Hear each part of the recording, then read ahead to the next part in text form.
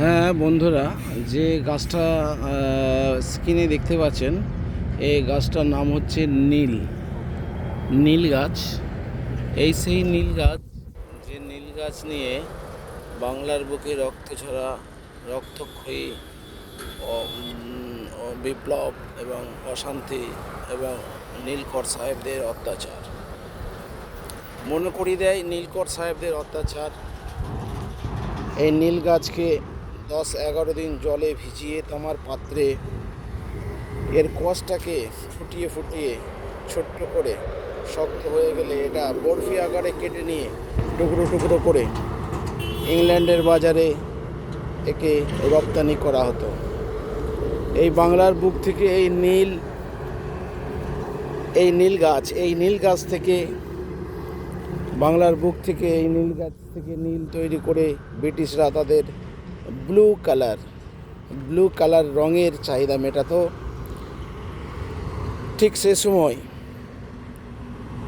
ইংল্যান্ডে শিল্প বিপ্লব ঘটে এবং ওই শিল্প বিপ্লবের ফলে, টেক্সটাইল বিপ্লবের ফলে প্রচণ্ড সাদা কাপড়, অনেক পরিমাণে সাদা কাপড় তৈরি হয়। মিহি মসৃণ সুন্দর সাদা রঙের কাপড় দীর্ঘদিন সুন্দর কালার এবং উজ্জ্বলতা রাখার জন্য যে নীল রঙটা ব্যবহার করা হয়, বা আমাদের মা মাসিরা নীলে ডুবিয়ে নেন কাপড়। সাদা কাপড় ধোয়ার পর সাদার উজ্জ্বলতা, শুভ্রতা বৃদ্ধি করার জন্য ইংল্যান্ডের মানুষরা নীল চাষ করতে আমাদের বাঙালিদের বাধ্য করতেন। অথচ নীল চাষে লাভ কণামাত্র থাকতো না। ধান চাষ করলে অনেক লাভ হতো, কিন্তু নীল চাষ করতে বাধ্য করা হতো।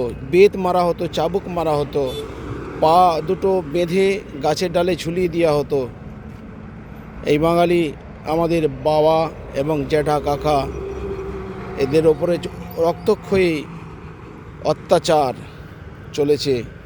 এই নীলকর সাহেবরা এই নীল গাছ থেকে নীল তৈরি করার উদ্দেশ্যে আমাদের এই যে বিস্তীর্ণ মাঠ, বাংলার জমি, যে বিস্তীর্ণ মাঠ এবং জমি, এই জমিতে তারা নীল চাষ করতে বাধ্য করতেন। এই যে নীল গাছ দেখাচ্ছি, এই নীল গাছের যে দানা, এখন এই সময়টা অক্টোবর মাসের দিকে এই গাছের ফুল এবং দানার ফলের পরিপক্কতা হয়ে যায়। এই ফল থেকে আবার নতুন চারা গাছ, বীজ ছড়িয়ে যায় এবং চারা গাছ তৈরি হয়। এইভাবে বছরের পর বছর চলে আসছে। কোনো গাছকে, তার বংশকে এত তাড়াতাড়ি, এত সোজা আমরা ধ্বংস করতে পারি না। কোনো না কোনোভাবে তার বংশ সে বিস্তার করেই চলে আর বহন করে চলেছে আমাদের সেই রক্তক্ষয়ী সংগ্রাম আর বিপ্লব। সেই বিপ্লব আর রক্তক্ষয়ী সংগ্রামের ইতিহাস আজও জলজল করছে এই নীল গাছের পাতায় এবং এই নীল গাছের ফল ফুলে। এই যে নীল গাছ, এই নীল গাছগুলো আমাদের হাই রোডের ধারে, অর্থাৎ দুর্গাপুর এক্সপ্রেসওয়ে, 2 নম্বর এক্সপ্রেসওয়ের ধারে যদি আমরা দেখি, 2 নম্বর এক্সপ্রেসওয়ের ধারে, রাস্তার ধারে আমরা এই গাছগুলোকে দেখতে পাচ্ছি। এই বিস্তীর্ণ জমি, এইসব জমিগুলোতে আজ শিল্প গড়ে উঠেছে, ছোটোখাটো শিল্প গড়ে উঠেছে। এই জমিগুলোতে ধানের বদলে এই নীলকে চাষ করতে ইংরেজরা বাধ্য করত।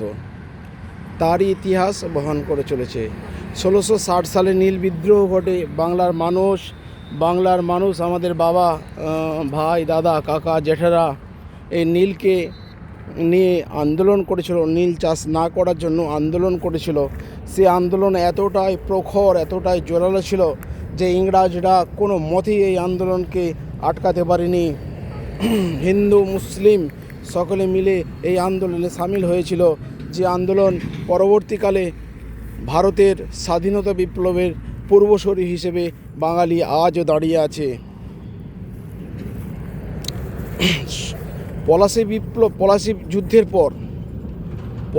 যুদ্ধের পর যখন নবাব সিরাজউদ্দৌলা তার গদিচ্যুত হন, তাকে চক্রান্ত করে তার গদি থেকে সরিয়ে দেওয়া হয়। মীর জাফর এবং আরও সব যেসব সেনাপতি রয়েছেন সেই সেনাপতিদের চক্রান্তে যখন তার গদিচ্যুত হয়, তখন ব্রিটিশ নীলকর সাহেবরা বাণিজ্যের অধিকার পায় ভারতবর্ষের বিভিন্ন ক্ষেত্রে, বিভিন্ন পণ্যের উপরে, কৃষিজ পণ্য বা অন্যান্য পণ্যের উপরে চাষ করার, বিজনেস করার সমস্ত একচেটিয়া ক্ষমতা অর্জন করে নবাব সিরাজউদ্দৌলার পতনের পর। এই নীলটাও তখন তারা চাষ করতে আমাদের বাধ্য করে এবং নীল চাষের একচেটিয়া অধিকার পায়। এই নীল চাষ করতে বাঙালির লস হতো, বিন্দুমাত্র